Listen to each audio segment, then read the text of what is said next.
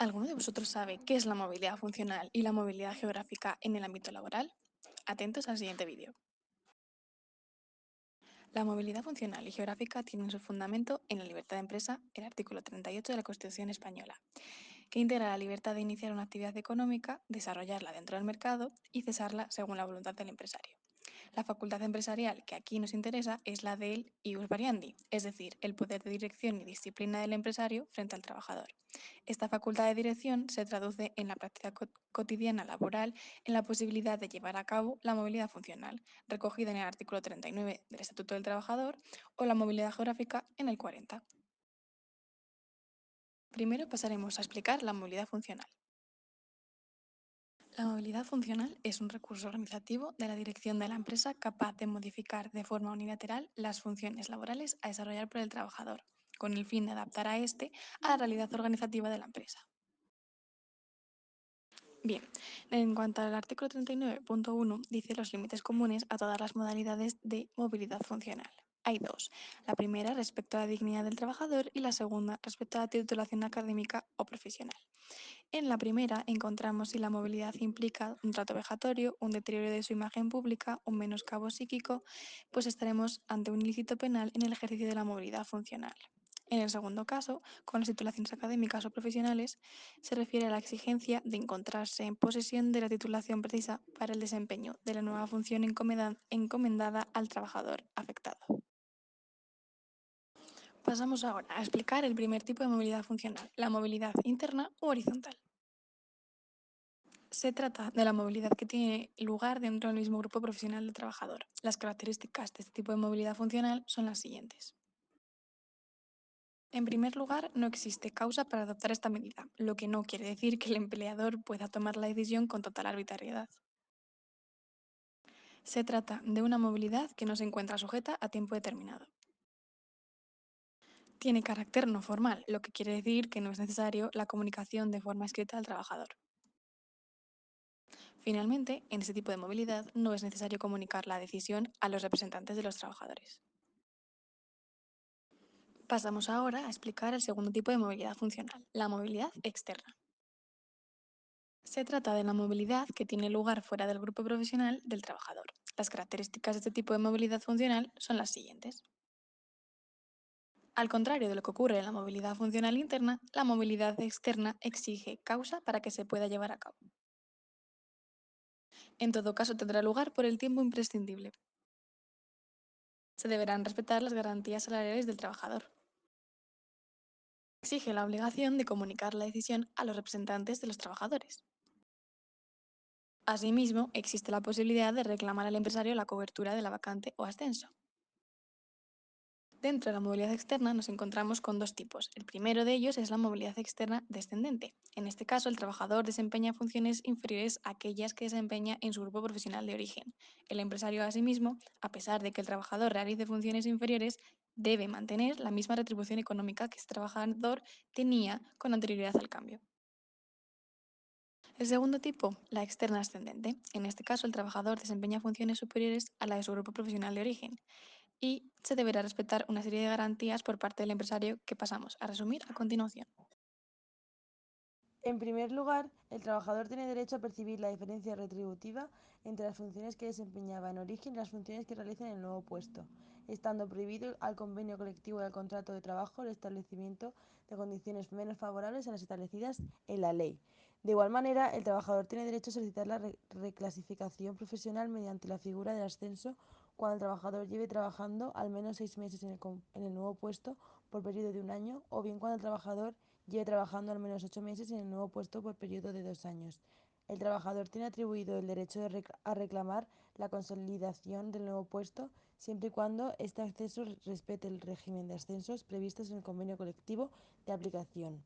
Hay que tener en cuenta que el trabajador en todo caso podrá acudir a la jurisdicción social para reclamar el mencionado ascenso. Hasta aquí la explicación referente a la movilidad funcional. Ahora pasamos a explicar la movilidad geográfica. La movilidad geográfica se produce cuando se cambia el lugar de trabajo habitual de un trabajador por otro nuevo designado por el empresario. Se trata de una movilidad forzosa producida por el empresario por razones económicas, técnicas, organizativas o de la producción, e implica el cambio de residencia para el trabajador. Existen dos modalidades de movilidad geográfica. En primer lugar, los desplazamientos. Se caracteriza por la temporalidad, es decir, el cambio geográfico debe ser inferior a 12 meses en un periodo de 3 años. La notificación del desplazamiento debe comunicarse al trabajador con antelación suficiente, que no podrá ser inferior a 5 días laborales si la duración del mismo excede de 3 meses. Asimismo, se establece la obligación empresarial de abonar, además de los salarios, los gastos de viaje y las dietas, que incluirán gastos de alojamiento y manutención. El trabajador tendrá derecho a 4 días laborales de permiso en su domicilio de origen cada 3 meses en desplazamientos superiores a 3 meses. Ante esta situación, ¿qué opciones tiene el trabajador a su alcance? En primer lugar, podrá aceptar y cumplir la decisión del empresario. En segundo lugar, podrá solicitar la nulidad del desplazamiento ante la jurisdicción social. Y si el desplazamiento excede de los 12 meses, tendrá a todos los efectos tratamiento legal de traslado y el trabajador podrá resolver el contrato.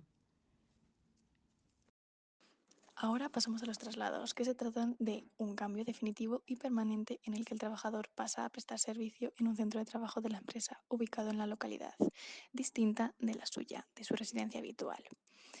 Los desplazamientos cuya duración en un periodo de 3 años excedan de 12 meses tienen la consideración legal de traslados y, por tanto, en los traslados exige un cambio de residencia del trabajador, presuponiendo, por tanto, que hay un puesto de trabajo anterior permanente, no provisional o circunstancial.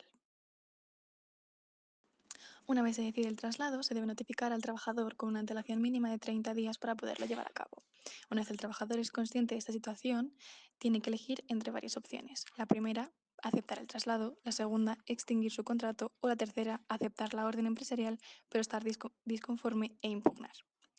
En la primera opción, se percibe una compensación por gastos que corresponde tanto a los propios como a los familiares a su cargo en los términos que se convenga entre las partes, que nunca será inferior a los límites mínimos establecidos en los convenios.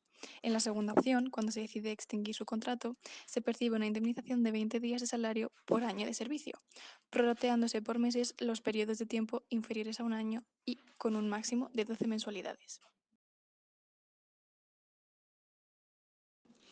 Como tercera opción encontramos la impugnación, cuando aceptas la orden del empresario pero estás disconforme con el traslado. Se lleva a cabo como tal en el plazo de incorporación establecido y el trabajador decide que no quiere extinguir su contrato, pero al no estar de acuerdo decide impugnar ante la jurisdicción competente. La sentencia declarará el traslado justificado o injustificado y, en caso de que sea injustificado, reconocerá el derecho del trabajador a ser reincorporado al centro de trabajo de origen. En el caso de que se trate de un traslado colectivo, la iniciación de un procedimiento paraliza hasta su resolución la acción individual. Pasamos así a distinguir, por tanto, entre los dos tipos de traslados que encontramos, el individual y el colectivo. En el traslado individual encontramos que se trata, como bien indica su nombre, de un número inferior al marcado por los límites del artículo 402 del Estatuto de los Trabajadores. Como ya hemos mencionado, al proponer al trabajador el traslado, tiene la opción de aceptar el trabajo, renunciar o impugnar. Ahora bien, la reclamación judicial no evita que el traslado se ejecute. En el caso de optar por el procedimiento de impugnación, se inicia por demanda judicial que se declarará justificada o injustificada, como ya dijimos antes, la decisión empresarial según se haya acreditado o no las razones invocadas por la empresa como justificativas del traslado. La sentencia declarativa, en caso de ser injustificada, llevará aparejado el reconocimiento de derecho del trabajador a ser repuesto en sus anteriores condiciones de trabajo, así como el abono de los daños y prejuicios. En cuanto al traslado colectivo, se considera como tal cuando afecte a la totalidad de trabajadores de una empresa de más de 5 trabajadores, o cuando, sin afectar a todo el centro de trabajo, en un plazo de 90 días afecte a un número de trabajadores de al menos 10 trabajadores en empresas de menos de 100 10% de los trabajadores en empresas de entre 100 y 300 personas y 30 trabajadores en empresas de más de 300. ¿Y cómo llevar a cabo este traslado colectivo? Para empezar, la empresa debe abrir un periodo de consultas de máximo de 15 días con los representantes de los trabajadores sobre las causas que motivan el traslado y cómo evitar o reducir sus efectos y consecuencias para las partes, intentando llegar a un acuerdo. Este periodo de consultas puede ser sustituido por una mediación o un arbitraje. Si se alcanza un acuerdo, el traslado será efectivo. Si no se alcanza el acuerdo, el empresario comunicará a los representantes y a los trabajadores su decisión. Si los representantes no están conformes, pueden reclamar en conflicto colectivo. Y en todo caso, cada trabajador puede optar por extinguir el contrato como si se tratase de un traslado individual. Tanto el inicio como la conclusión de las consultas se notifican a la autoridad laboral. Una vez se decide, ¿qué pueden hacer los trabajadores? Pues tienen las mismas opciones que el trabajador individual: aceptar, rechazar o impugnar. Los trabajadores que puedan reclamar en conflicto colectivo, en cuyo caso se paraliza la tramitación de las acciones individuales iniciadas hasta que se resuelva. Y para acabar encontramos el fraude de ley. ¿Cuándo ocurre esta situación?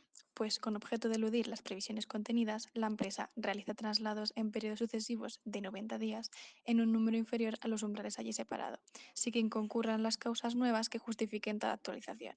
Es decir, se intenta pasar un traslado colectivo llamándolo traslado individual, lo que produce que se conviertan en nulos y provoque fraude de ley. Y hasta aquí la movilidad funcional y geográfica. Espero que os haya gustado. Muchas gracias.